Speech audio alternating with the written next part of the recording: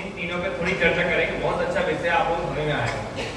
देखो इनकी चर्चा से पहले हमें यह समझना है, जो आपने बताया ना धुआं है वो आदमी, इसका हाँ। साधन क्या है, साधन क्या है? अभी बताता हूँ 2 मिनट, इसमें विषय आएगा ये, इसी में साथ में साधन भी रिलेटेड करके बताता हूँ। देखिए पहले तो ये जानिए लक्षण और लक्ष्य। क्या कहा? लक्षण क्या होता है और लक्ष्य क्या होता है। एग्जांपल सुनिएगा, ध्यान दीजिएगा। अगर देखते आप इधर उधर ध्यान किया तो विषय टूट जाएगा। वही ध्यान दीजिएगा। देखिए 2 चीज बताइए, कौन कौन सी? लक्षण और लक्ष्य। देखिए लक्ष्य का लक्षण होता है, क्या कहा मैंने? लक्ष्य का लक्षण होता है। जैसे आप सुनिएगा, आत्मा तो हो गई लक्ष्य। क्या हो गई? लक्ष्य। अब इस आत्मा का लक्षण क्या है? बहुत सुंदर। इस आत्मा का लक्षण क्या है? जानना, देखना। लक्षण का अर्थ मान लो स्वभाव, ठीक है? शक्कर है, चीनी, शक्कर हो गई लक्ष्य। अब इस लक्ष्य का लक्षण क्या है? क्या है? मिठास। ये है पुद्गल, ये लक्ष्य हो गया। इसका लक्षण क्या है? बहुत सुंदर। ख्याल में आ रहा है विषय?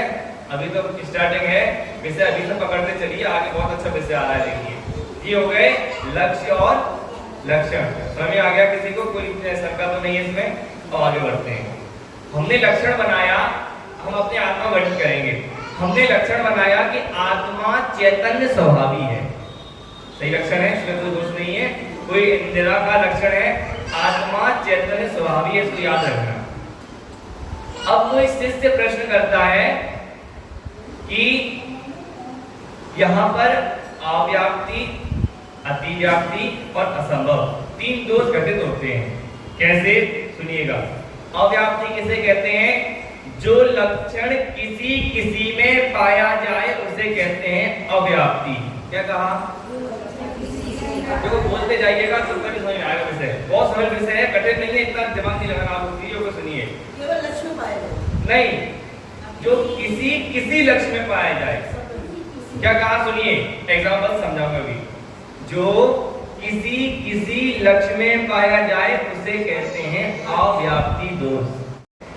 इसमें कौन सा दोष आएगा? अव्याप्ति दोष आएगा। कैसे आएगा समझिए।